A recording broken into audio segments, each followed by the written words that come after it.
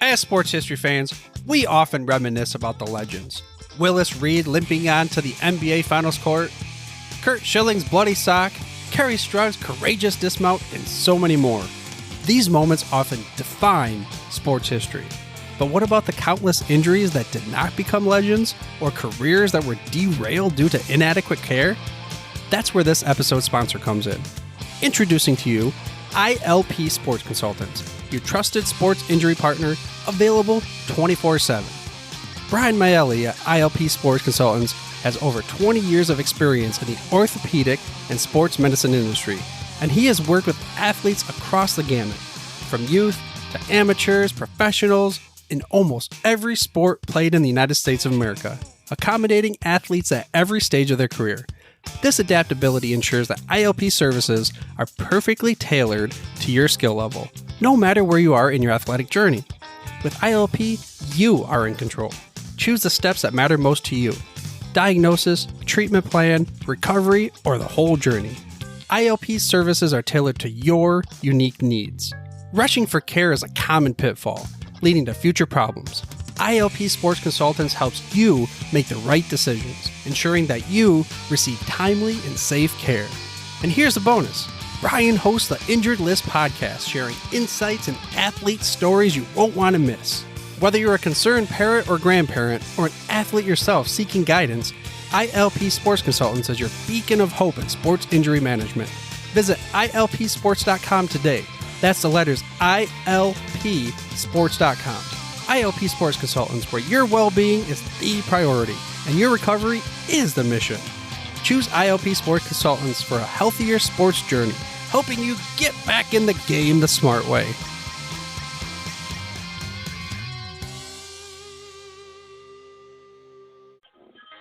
Blog Talk Radio.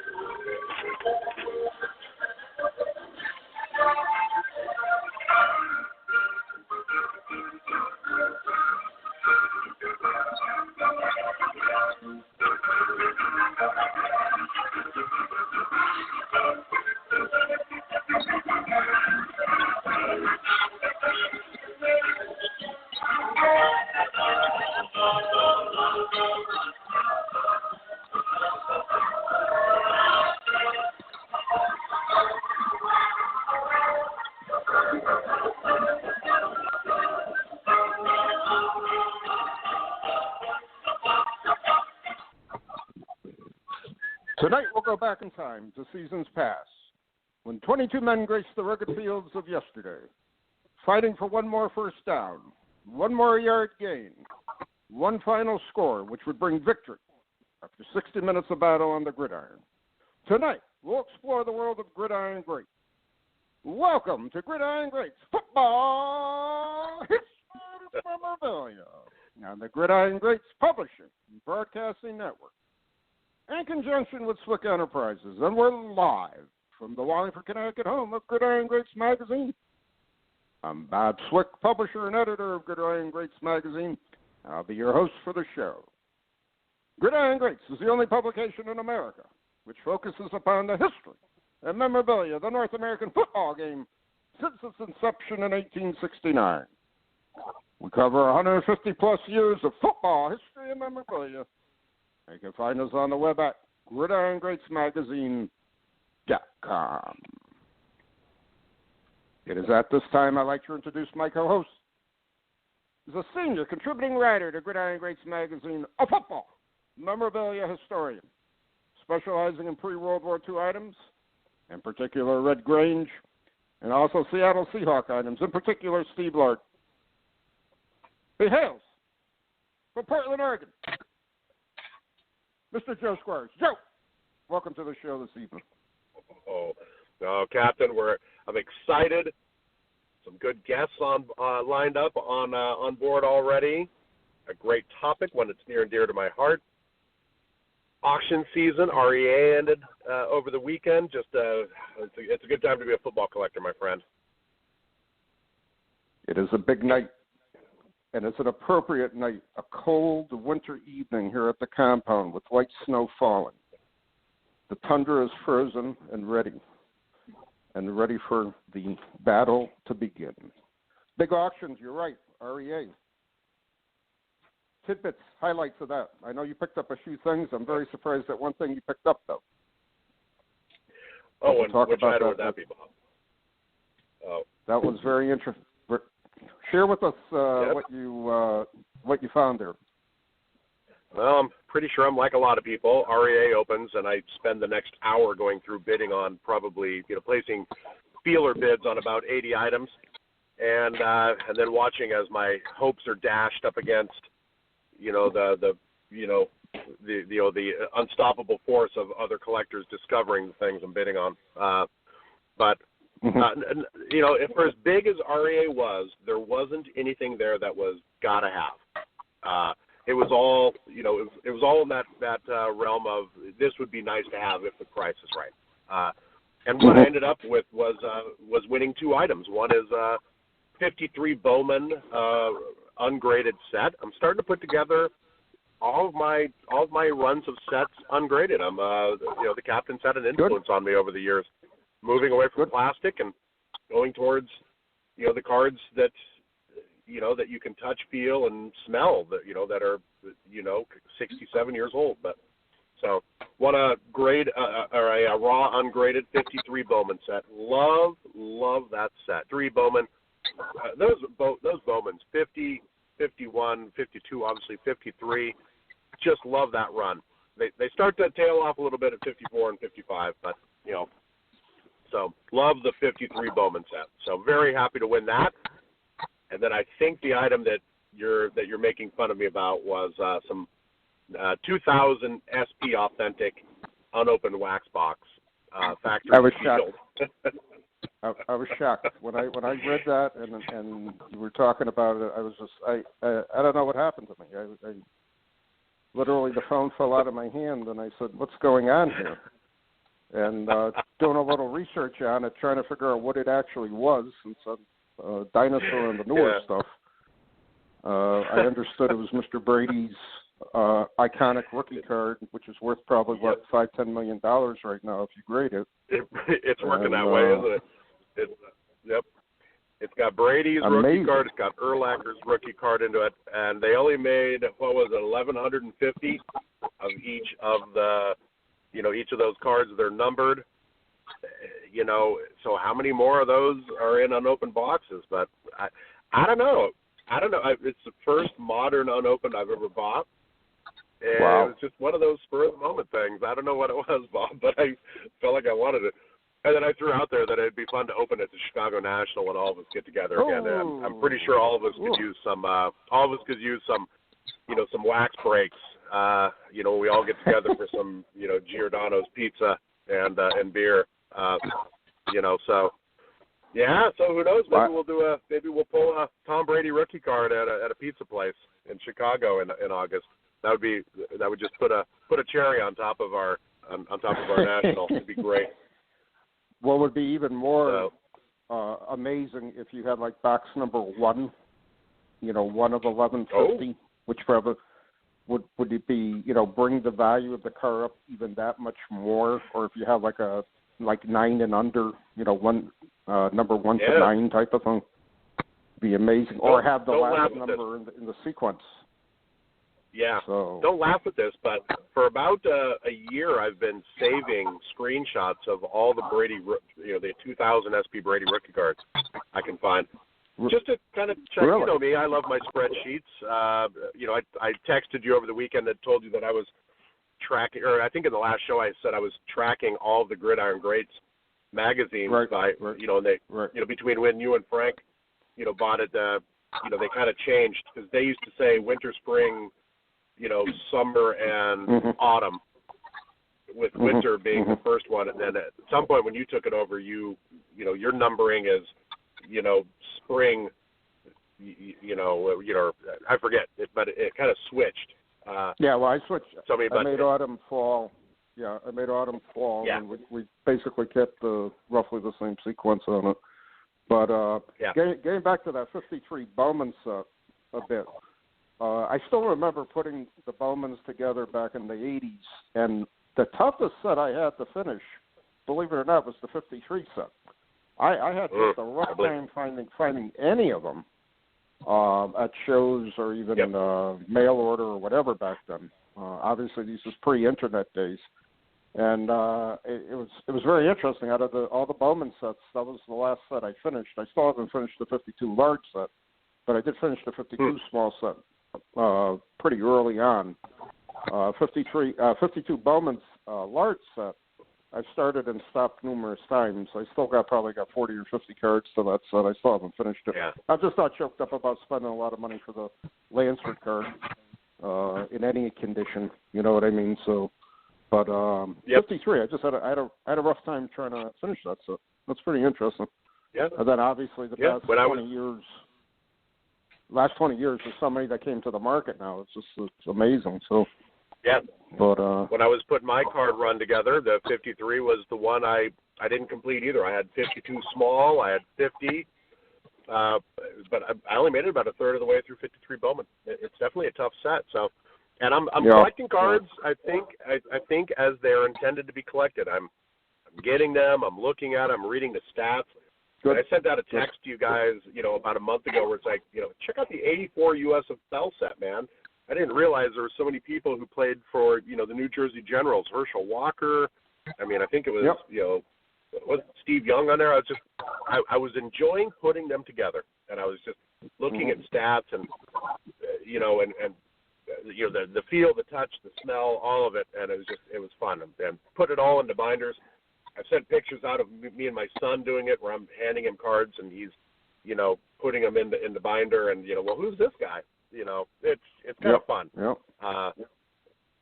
That 84 USFL set, I remember when it first came out at shows, they were selling them for $10 a box.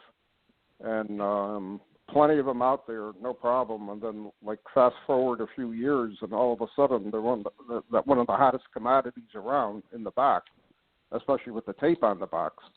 And because they had, a little cellophane, for lack of a better term, cellophane on tape on the flap of the box that held them together. I remember those distinctly. But I remember I bought both sets probably for $10 at a show, and then I made them up over the years too when I found them at the same time. But I'm glad you're getting into Raw because as much as great it is, almost gospel nature now in our hobby, I still like Raw cards. It's still a lot of fun to put them in sheets. Still a lot of fun to read about them, read the backs of the cards, look at them, enjoy them, and I still feel that's the way card collecting should be. However, I felt at the same time, I felt I was more a map.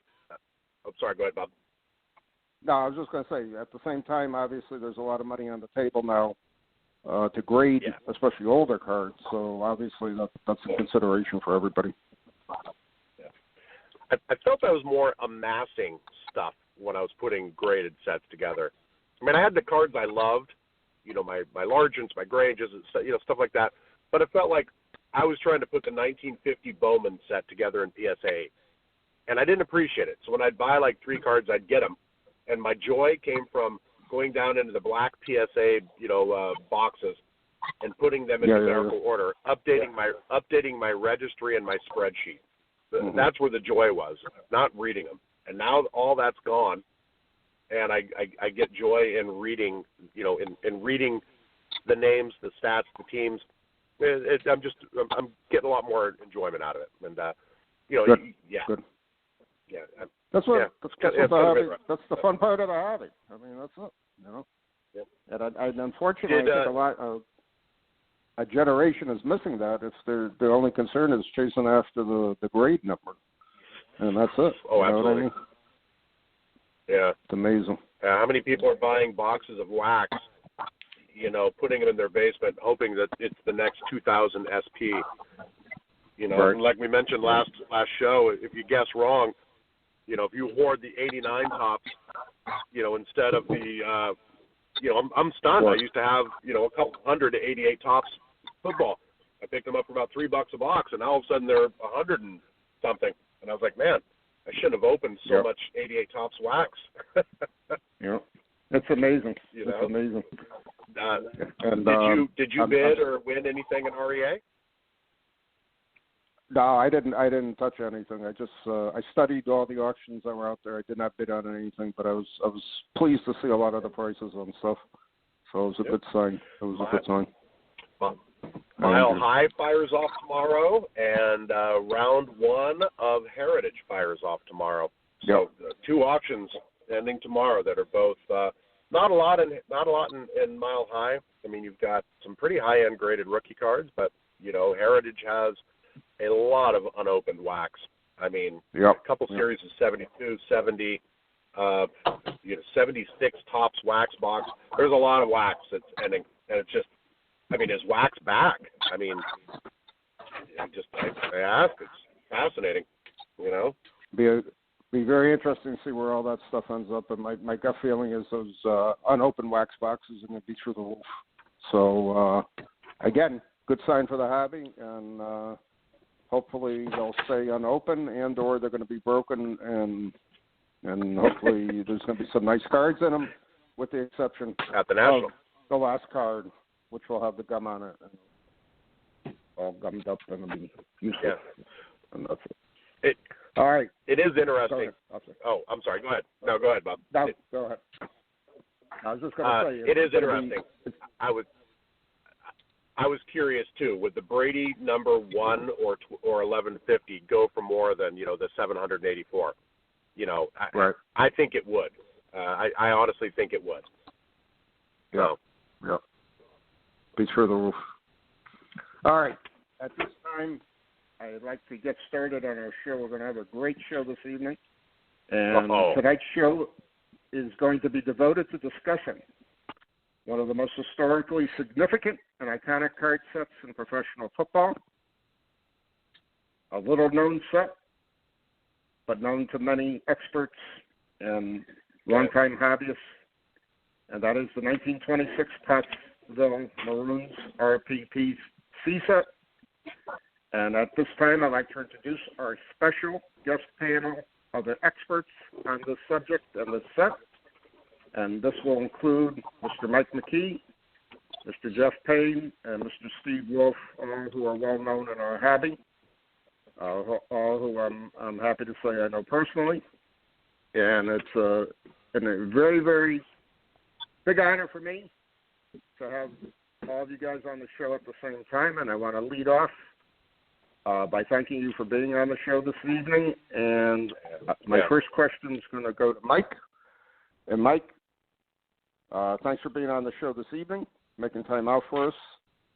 And thank you. Thank you for having me. I'm going to ask you straight out. You've been putting this set together for almost a decade, and including a near set from Leland's in 2012, you split with another collector. When did you first see this set and recognize the significance historically in our hobby and in the game of football with it? Well, the first time that I saw it was on eBay. Well, not the full set, but there were 3 cards that a guy had listed. I had never seen them before, but I immediately, when I saw them, I knew that they had to be a pro football set based on the age of the guys. And they were all portraits. We've all seen them at this point. But the guy did list that they were Pottsville, but I wasn't sure about it because I had never seen them before. But they were identified. The 3 cards were Millman, Youngflesh, and Jawish. I immediately went to the Roger Treat Football Encyclopedia because at the point in time that these come on was about the year 2000. So it was, I think I got on eBay in about 1997. So it was a couple years in for me being on eBay. And I won all 3 of them between $150 to $200 a piece. And I looked up in the Roger Treat Encyclopedia, and I found that they had to be 26 because the guy didn't list that. But because Youngflesh and Jawish weren't on the team in 25. So I was excited. I was really stoked to get these things because immediately I said, this is the first NFL set that was ever produced. So the guy ended up directing me to another collector because he had bought them off of a guy that was purchasing Zacca's collection. the guy I bought him from lived in Pottsville, and he was buying, piecemeal over time items from this guy, and including these postcards. And these were duplicates. So he had sold them to a dealer. I had subsequently found out, and he had mentioned that there was another one, but I'm almost positive the other one, with some emails that I had with Jeff Payne, the other one was Duke Osborne, which is a pretty significant card. My guess is he sold that to a Penn State collector who I know, and that was the first one. And then he took the other three and put them on eBay, and that's how I got them. So I bought the three that were put on eBay. And then I asked the guy, well, who is this person that you bought these from? And he basically told me, he has like a handle. I don't know his name, Pottsville for Life or something like that. I can't even remember what the guy's handle was. But I found him on eBay, and that began my relationship with the guy that was buying the stuff directly from Zacco. And he sold me the majority. I mean, he told me that it was all of the ones that were duplicates for him, but he was continuously buying things. He was going into the house, buying piecemeal from Zacco's collection. And me and him had talked about it the entire time when he was doing this, while he was buying things, and he would bounce things off of me. What do you think this is worth? What do you think that's worth? And so, I mean, I had a pretty good rapport with this guy. And as he was buying this stuff, including the boot that Charlie, and it was some incredible stuff. I didn't get to see all the stuff.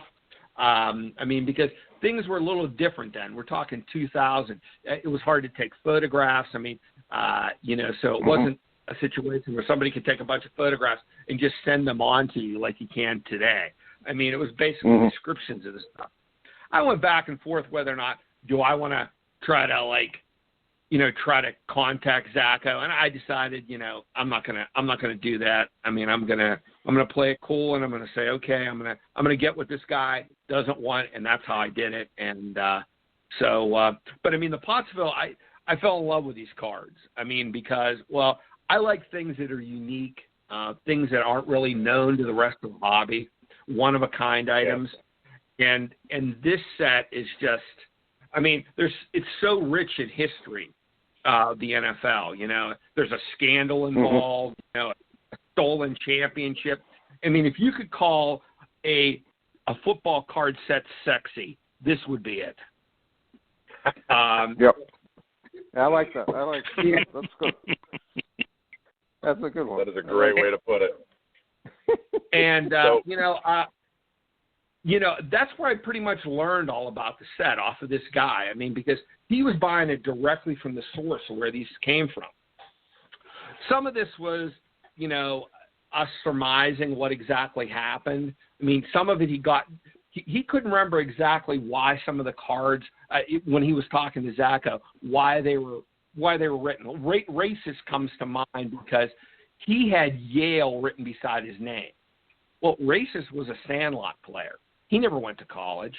And that's why me and this guy surmised that this must have been a set that was either, the ones that I was buying were the ones that had writing on the bottom in a little bit lesser condition. I mean, they usually had pinholes in them, and they must have been put on some type of a board or something like that, or the kids played with them or whatever the case is. Now, we've come, through some of our discussions in this, that's become known as the kids set, that they had the writing on them or whatever. But, I mean, that's obviously surmised from, conversations that I had with this guy and, what he thought probably happened. I mean, we don't know that for sure, whether or not maybe they were posted in the Zacco sporting goods store. Who knows? They might have been tacked up and somebody just said, oh, yeah, I think Frankie Racist went to Yale, so they wrote it down. Whether or not that was true or not, obviously it wasn't. Right. But, I mean, that's how I ended up. I was exposed to the set, and the same guy ended up selling. He kept like a set for himself, and he ended up deciding to sell it through Leland's. Okay, and those are the ones that came up in, I don't know, probably about 7 to 10 years ago. Which I split that set with another collector. So I've owned a ton of these cards over time, and I think I have 5 of them now that I left. I'm not much of a set collector. I'm more of a player collector. So, that's my history of the set. That early on. Wow, well, that's an amazing story. And the auction you're referring to was in 2012 with Leyland's, where they had that near set up for auction, and that was an amazing auction if you really think about it, because that to me was probably one of the first times that ever reached the market to a more of a mass market, and became somewhat known at the same time. So that's an amazing pickup on your part, Mike. That's great. Well, yeah, as far as I know, it was the first time. I mean, nobody really knew much about the set. The collector that I broke them down with, he knew about it because I had told him about it. I basically kept the set secret. I didn't say anything about it just because I was trying to complete it at that time. And I was fascinated by it, to be honest with you. And I love the set, and I still do. I mean, over time, I've sold a lot of the cards, but it's definitely something that's near and dear to me still to today. But Mike, no checklist at the time, so you didn't know. There's no checklist. Only recently, have we put a checklist together for this. You had no idea if it was the whole team or part of the team or like the 18 that we know. Well, there was something that I found on the internet that had pictures of all of the cards from the set that I believe, if I can remember correctly, I haven't seen it in a long time, but it was how I was able to determine how many cards were in the set. The picture included the Barry, but it was on, I believe, either the New York public library site, or it might have been on the National Library from the Smithsonian. I had a picture of the set. So I found it because, at that time, this was early on. There wasn't a whole lot. Obviously, the internet was active at that time, but nowhere near the volume of information was on there in 2000, 2003 as there is now. Right. Good point. All right. Well, next up, Mr. Payne. Am I pronouncing that right? Is it Payne? You got it, Joe. How you doing? I'm doing very good. I'm kidding, obviously. Hey, Jeff, how are you? You've been on the show a few times. Obviously, guest co-host. When I'm out. So you're very familiar. We had you on a couple shows ago to talk about this. But February 2020, Hunt sold the complete set that you and Steve, took down, and it got chopped up. You, Steve, and myself, actually. Tell us about, just seeing it, just that process of, putting something like that together. Just the euphoria, the holy crap, the game day auction, all of it. Just what a cool story. Yeah, no, fortunately, I got to know Mike McKee, and as you can tell, he's pretty passionate about this set. And I was fortunate enough to pick up from him probably over, a 6-year period, maybe 7 years. I don't know how long we've been doing deals together, but I was able to pick up over that time from him 15 of the 18 in the set. And I got pretty passionate about them as well. So I was missing the, what they call the 3 big dogs, Charlie Berry, Tony Latone, and Barney Wentz. And, I am a set collector, so I hate when I have a set that's not complete. And when the Hunt auction popped up with this, framed, complete set that included, of course, the Berry, Latone, and Wentz and all the others, and it belonged to legendary football collector Ducat is the story. And he, maybe put this together. I'm not sure who put the frame together, but when I saw it, I was like, gosh, this might be the only time in my lifetime that I'm going to get an opportunity to finish this set. So it's kind of now or never, right? But, the problem was I only needed 3 of them, and I knew they weren't going to go cheap, and I really didn't want the rest of them,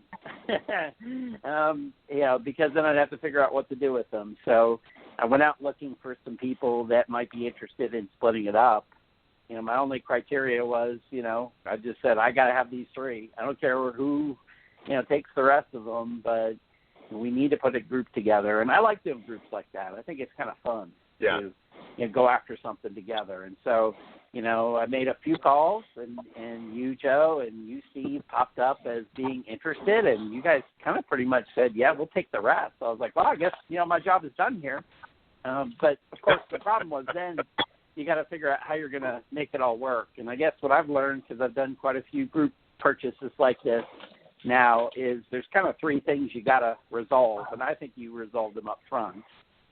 First, you got to decide, of course, who's going to end up with what, or an approach to splitting them up later if you decide you're going to do a draft or something after, you win it. But you got to decide, how you're going to split them up, right? You got to kind of decide what the relative pricing is for the cards, right? Because you want to make sure it's fair to everybody, in the stars are, weighted appropriately versus the commons, and everybody kind of agrees that, regardless of the final price, everybody's kind of happy with the split. And then, of course, you got to come to a max bid agreement on, what is everybody comfortable, going at this at, right? And everybody's got to agree. Otherwise, you can't really move forward. And, the good news was this was a pretty easy group. I mean, you, Joe, and you, Steve, you guys are great to work with. And I know we built a couple spreadsheets, and we passed around information, and we put some pricing in, and we went back and forth. It was a lot of fun. And we kind of came up with something we all agreed to, and we won. So that was great. Now, usually that would be the end of the story, but, of course, this thing was framed. We didn't know how it was framed. We didn't know if it was glued. We didn't know how it was attached. We didn't know if the fronts were glued, the backs were glued. We had no information. And so we cooked up this crazy idea. On Auctions headquarters is in Pennsylvania. Steve's in PA. I'm close by in Virginia. So we agreed that we would go up, and his wife came as well because she had some experience with framing and matting and things like that. She was going to help us tear this thing apart, and we were basically going to sit at Hunt Auctions, and we asked if they had a table. We were going to open it up.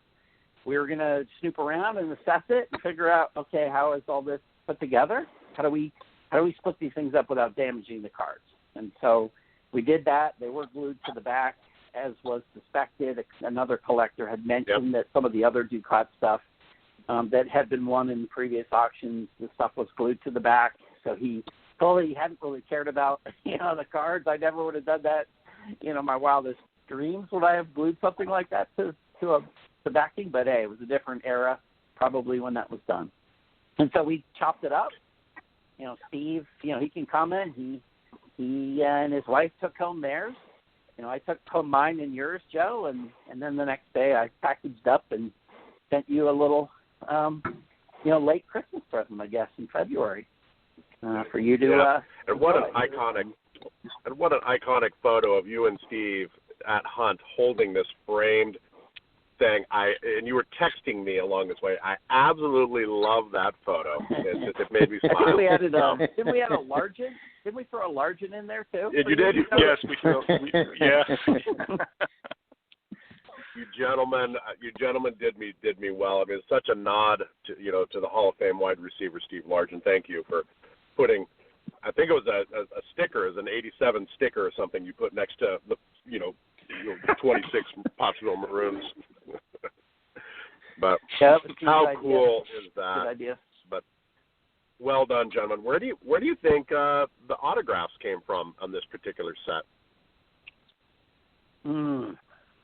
That is the $1 million question, right? All of the cards were autographed, and I kind of had hoped that a couple of them had additional information other than the players' names, and I was kind of hoping that would lead us to where this thing came from, because we don't know, before Ducat, where did it come from? Where did he get it from? How did it get from, Pottsville to him? And we have not figured out what the inscriptions, what they point to, unfortunately, yet. So we One of the we don't inscriptions know. talks about a beer. I mean, you're probably the person who knows the most about this set, and the Pottsville Maroons. I mean, you've done research on Zacco, and it sort of, I mean, one inscription reads like, I love that beer or something, and you trace that back to a phrase. What is that? Yeah, it says that Bohemian beer, which I thought was a good telling. Like, and why would you write it out like that? So you're writing that out probably to somebody who maybe you're at you're at a brewery. You know, and first thing I thought, of course, was Yingling, right? Because it's in Pottsville, and so I went out looking, and and I think I said to David or something. You know, it had the word David, the name David, and this Bohemian beer thing. And so I looked like crazy in the history of Yingling and anybody associated with them. You know, I thought maybe this was some sort of a get-together by players or something. I didn't know. Came up completely empty there. And then the other one that struck me was there's a beer out of Baltimore called National Bohemian. And the phrase that Barty Wentz, when he autographed his card, he's the one that did it, it said, "Oh, boy, love that Bohemian beer." And that's almost the exact tagline of National Bohemian Beer back, decades ago. And so the other thing I thought was, well, gosh, this sounds like they're in Baltimore at this, brewery, or someone from the brewery owns these and came to some event, or I can't find any David associated with the lineage of that brewery either. And so it's kind of a mystery at this point as to where this came from. I'm hoping someday we figure it out. Yeah, that's amazing. Steve, you're up, and I'm going to ask you, why is this set so important to football history? And give us some background and fill us in more from your perspective on this maroon set. Well, thanks, Bob. I think Mike touched on one of the points a few minutes ago. A lot of football collectors think of the 1935 National Chickle set as the first football card set. And then before that, you had the Walker's Packers Cleaners in the 31-32 time frame. But this maroon set that was produced in 1926 is the first set of postcards or cards of any kind for an NFL team. They were all NFL players and only NFL players. So that makes it very important 6 years after the start of the NFL. But more than that, Fritz Pollard, who was a Hall of Fame player from that time, once said that you have three types of football at that time. You had your college, your pro, and your coalfield football. And the coalfields of Pennsylvania, the hard scrabble miners and steel workers from this part of the country that really helped build the industrial part of America. The Pottsville Maroons are the strongest echo from that part of early NFL history. So I think they're really important in the development of the NFL.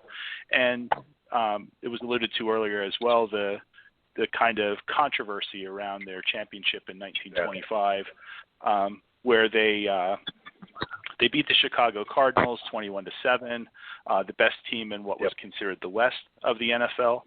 And they ended up having advertisements, in newspapers nationwide, headlines saying, Pottsville is the NFL's champion. And they had reached this agreement with Frankfurt to play the Four Horsemen, the best team in the East. And they played the Four Horsemen without some of their best players and with Tony Latone hurt. And they beat them 9-7.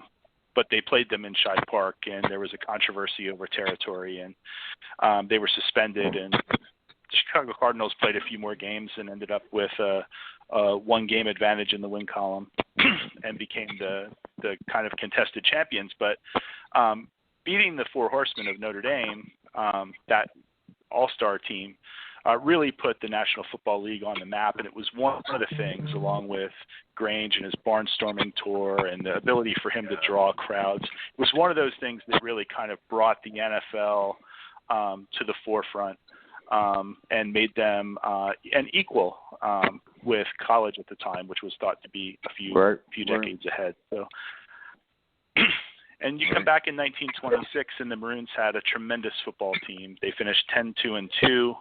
and they shut out 11 NFL teams. They had a tie. Wow. 0-0. Wow. But, I mean, imagine a team with 11 shutouts. I mean, they gave up 29 Right. points in 14 NFL games. Tremendous football team. Wow. That's amazing. Great, Really amazing. great summary, Steve. That's almost like the preface of a book you just read it. Amazing summary, man. Well done. There's a quote somewhere I remember from Red Grange where they asked, what the hardest team he played was, and he mentioned the Maroons. He's like, he goes, I'd never been tackled so hard. I think he left the game after the first quarter because it hurt. He's like, those boys hurt. He's like, you couldn't pay me enough to go back and play another coal miner team. I'm slaughtering it, but that's the gist of it. Pretty, kind of reinforces what you're saying. So, but Mike, you and I were talking the other day. I didn't even put two and two together, but a couple of years ago, you bought a set minus the Barry and Latone, and I think you said it was like 2014 from the Wentz family.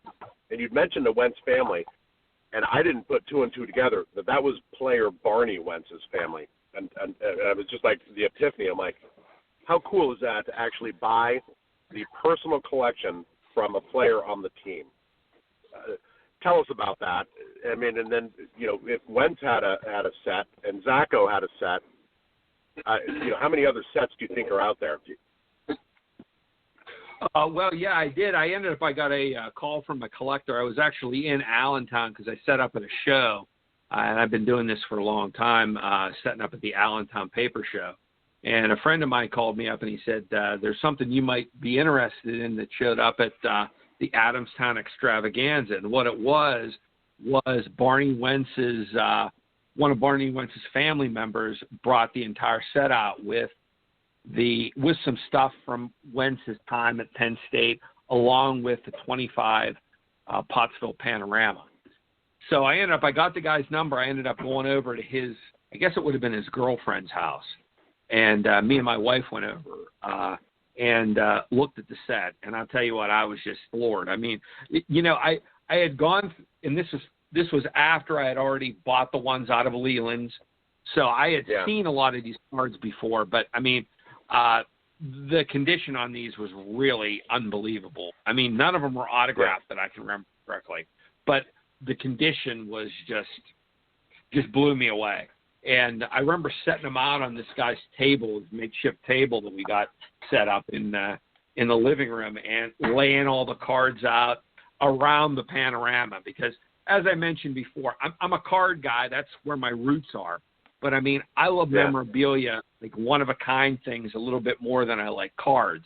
But, I mean, I obviously respect the rarity and, the greatness of these cards because I do love them. They were one of my favorite card sets that I ever tried to complete. But I mean, I had them all out and a bunch of the photos. And, man, I remember talking about there was these dogs. She had like 3 or 4 little dogs, and they kept barking and yipping. And we were going back and forth on price. And I swear, when I made the offer to them, everything stopped, including the dogs stopped barking, because evidently it was a good number. And they liked it, and I was able to make a deal with them at the house. And it was a lot. They didn't seem to know, to be quite honest with you, much about Barney Wentz. I mean, other than, they mentioned that it was from a relative. I mean, there was no good stories. I wish there were. I guess I could have made up a couple, but decided not to. It's not too late. It's not too late. Bob can add that in. I mean, is it special to you? Is it special to you to actually, that was Barney Wentz's personal set? Does that have some significance? And I mean, and do you think there are, 22 other complete sets out there that each player got their own set? It's really hard to say. My guess is, the majority of the cards that are out there came from Zacho because, the ones that I bought in the Leland's and also all the other ones. So I, in essence, bought 2 sets that came directly from Zacho. And then there was the Wentz set out there. There obviously was a set out there that Duke Hott owned, but, how that came to be, my guess is each player was offered a set. Maybe they had to pay for it. Don't know. But, I mean, they were obviously offered to the players since Wentz had one. Whether or not every player got one, maybe some of the players could care less. I don't know. So I would think it's all conjecture. I mean, I could make a statement, but I hesitate to do that because I don't know. I wasn't there, when they were produced or divvied out among the players. But I mean, obviously, I think that the players had an option to get them if they wanted them.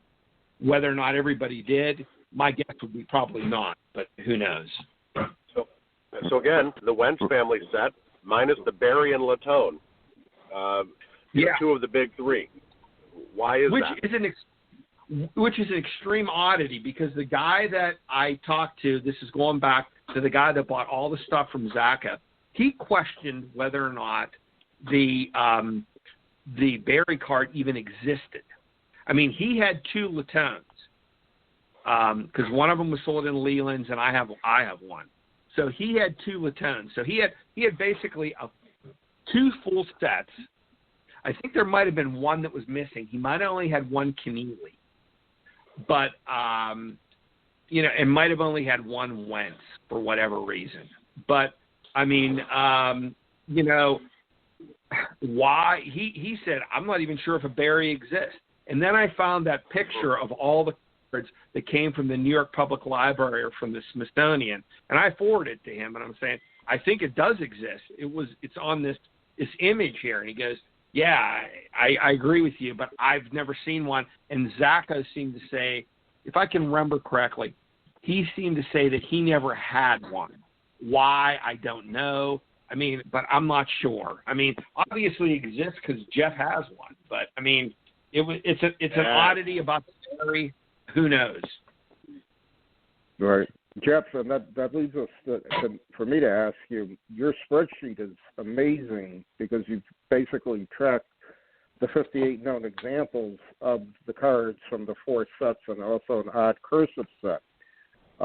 Give us a little quick background on that, on your tracking of those pieces and significance on it also. Yeah, so I'm up to 60 now. So we've added 2 since we talked a bit ago. Basically, I'm a spreadsheet geek. I love spreadsheets, and so, what I wanted to figure out was where did all these different cards, and we've talked a little bit about a set that Joe Squires owned, one that appears that his kids wrote on, which is a separate set. You can tell the difference just because of some of the writing that's on it or a stamp on the back or whatever. They have a signature. Then of course you've got the Barney Wentz set that Mike mentioned. They are in beautiful condition. They're just awesome. I mean, he must not have touched them for, 80 years. I don't know. But they're just in perfect condition. I have some of those. And then you have, of course, the Duke Pot set, which we don't really know where it came from.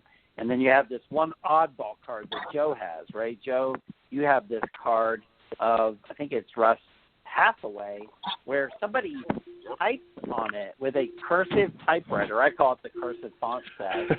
And it has his name. It has what, university he went to. It has some information about his pro career, all typed with like a purpley pink, like a retro kind of an ink.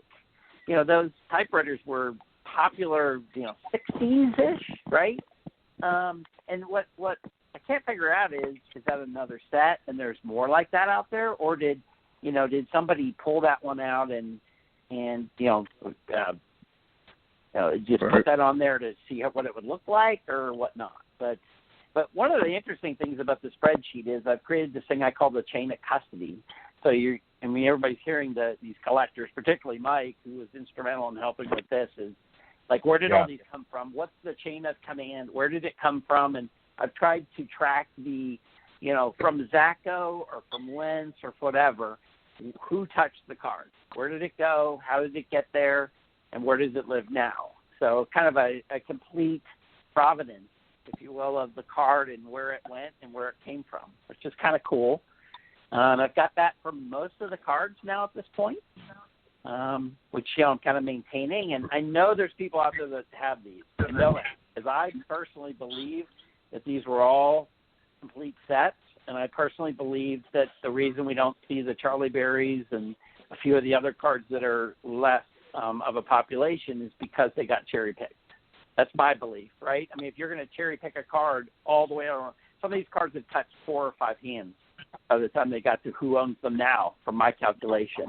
Somebody along the way said, hey, look at this, Charlie Berry. And whoop, out of the set it went, and the rest of them moved on. You know, same with Jack Ernst. There's only 2 Jack Ernsts out there, and some of the other cards. And I think that's what happened to them personally, but we're just speculating, right? Well, we brought it up before. I mean, how many cards get lost to fires, to floods, to insects in attics, just thrown out, paper drives. I mean, we're coming up on 95 years ago. I mean, so everything you mentioned is entirely possible. Is there another set that you've immersed yourself in like this, Jeff? Because I mean, you, like I said, I tip my hat to you. You could write a book at this point about Zacco and his life. I mean, just the amount of knowledge you've dug up and written down is incredible. Well, thanks, Joe. I mean, what I try to do is when I complete a set, I always write it up. Now, if it's like 1985 tops, the write-up's real short, right? I mean, there's just not that much to talk about.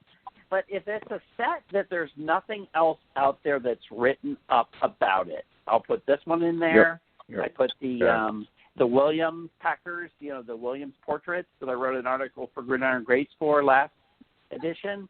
There was nothing out there that went through meticulously and talked about the set and researched where it could have come from, all the pieces around it. And I just like that history, right? I like history. So usually when I complete a set, I start thinking about, all right, time to write it up. And some of these sets you get into, and it's like a rabbit hole. You just go down and down and down, and you can't find the bottom. And, this set's been one of them, and I'm working on an article for Gridiron Greats on this set. Beautiful. I love the name drop there. Steve, we've touched on this a little bit, but in your opinion, how many sets do you think are out there? And then you get, like Jeff said, that Hathaway card where it's, individually posted and addressed to a player like Hathaway. How many sets are out there? What's your opinion on this? How many are there waiting out there to be discovered? Well, I hope there's at least a couple more out there waiting to be discovered. But boy, with our luck, Michael. Because I'd really like to get the Charlie Berry. I think that's the $64,000 question. I mean, I think Mike touched on a number of things earlier. I do think that there's a good chance that the players were either given a set or offered a set. When the Maroons won the championship in 1925, Coach Roush gave each of the players a cowl, and one of those was sold at the Hunt auction. It had in February. It had a 1925 World's Champions across the back.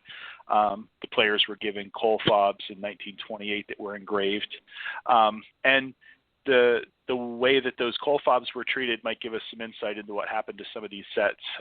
It's been written that some players threw them off the back of the train because they wanted money. I mean, let's be honest, money makes the world go round. So so some of the players, unfortunately, discarded those kind of flippantly, and other players kept theirs, and, they've come down through time and been collected.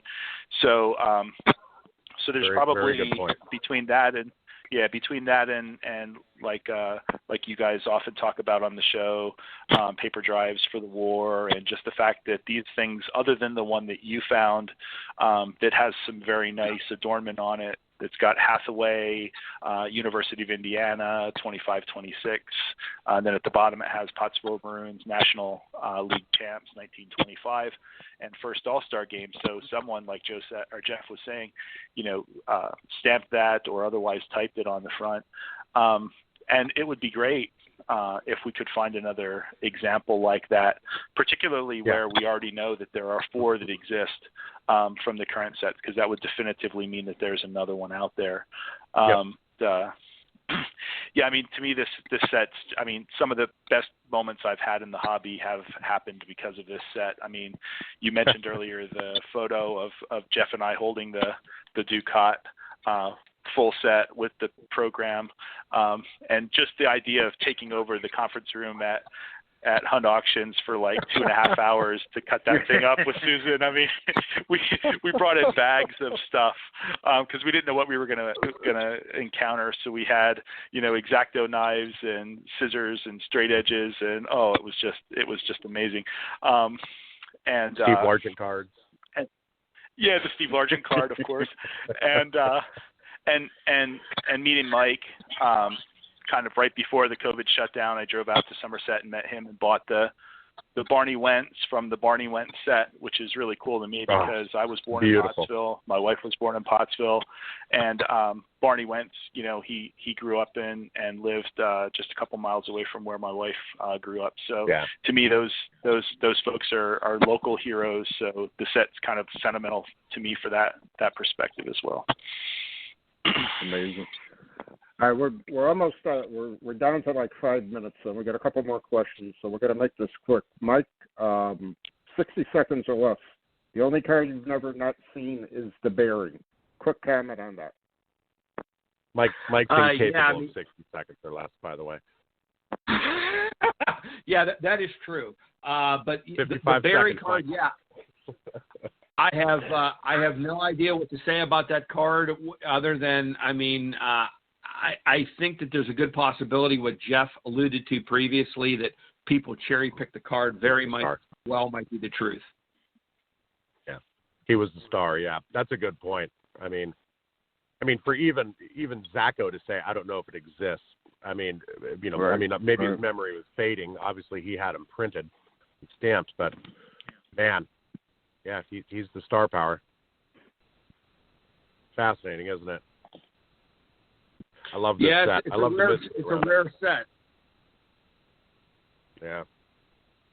Beyond rare. There's 60 copies known of it, and one copy. What is it? There's one copy of the Barry that Jeff has. There's several that have only 2 copies, and 3s and 4s. Yeah. Good luck if you're a completionist. Wow. But. Yeah, it must feel good. All these, including that Hathaway, that typeset Hathaway that they were talking about. You bought that at a show. So I bought that at the Allentown Paper Show. Yeah, I bought that at the Allentown Paper Show off of a postcard dealer. After I had bought, it was previous to the Leland sale, but after the purchase from directly from the Zacco estate. So somewhere in the 2010s, I'm guessing. The euphoria of finding that with a postcard dealer, yeah. Jeff, all of us are members of a website that you started, and we are very thankful for you for herding the cats on this. Tell us a little bit about that, please. Yeah, so Vintage Football Community, VFC. I started it 2.5 years ago with a lot of encouragement from a lot of you guys. Just because there's not really a home for football card collectors, football hobbyists, football historians. We're always relegated to a small piece of a baseball forum. That was getting really old. The real question was, how would you structure it so enough people would engage that you get good volume? Because on the baseball types of forums, you don't see a lot of traction with football stuff. And so, I kind of got set up finally with the football-oriented forums. Sat down one day and kind of tried to write up how would this work and how could it work and what am I betting is going to make people come and stay and whatever. And kind of out of that came VFC.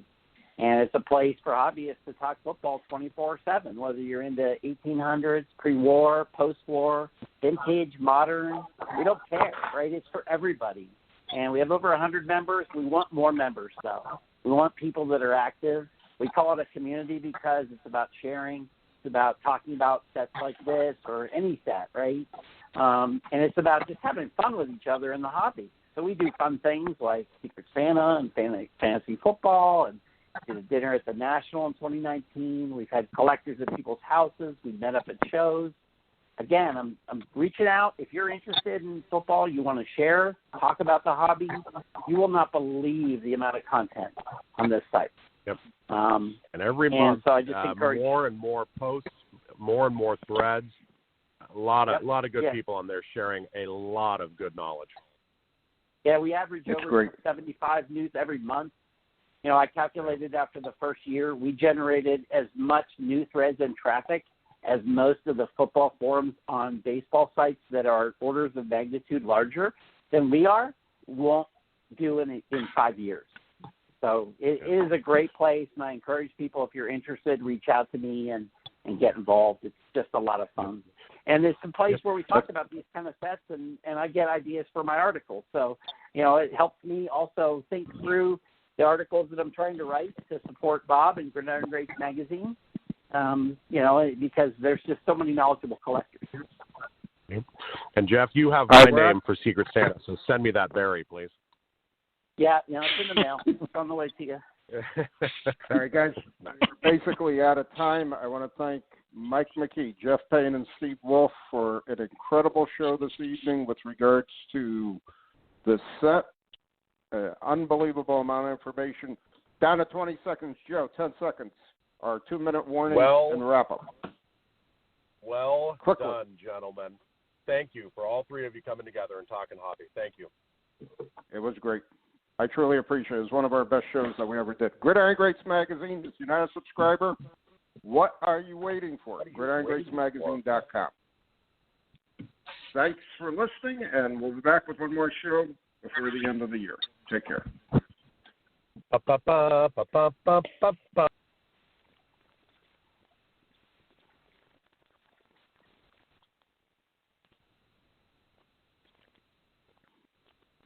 Hey there, sports history fan. This is Arnie Chapman, a.k.a. the Football History Dude, and I wanted to thank you for stopping by to listen to another episode here on the Sports History Network. Our podcasters are passionate about uncovering and sharing sports stories from yesteryear. And if you didn't know it already, we have over 30 shows across the network covering all sorts of sports history topics. In fact, here's a glimpse into one of our awesome podcasts here on the network. Each week, the official Football Learning Academy podcast will take you deep into the history of pro football through interviews with players, coaches, or administrators in the NFL, as well as interviews with Pro Football Hall of Fame selectors, authors, and historians. You'll learn how the game evolved and important moments that shaped the sport into what it is today. And don't miss the Pro Football History Nugget of the Week. Listen to the official Football Learning Academy podcast on the Sports History Network. How about that? I bet you're super hyped to go listen to that new podcast, right? Well, to learn about this show and all the other podcasts on the network, head over to sportshistorynetwork.com/podcast. Again, that's sportshistorynetwork.com/podcast. Head over there today to find your next favorite sports history podcast.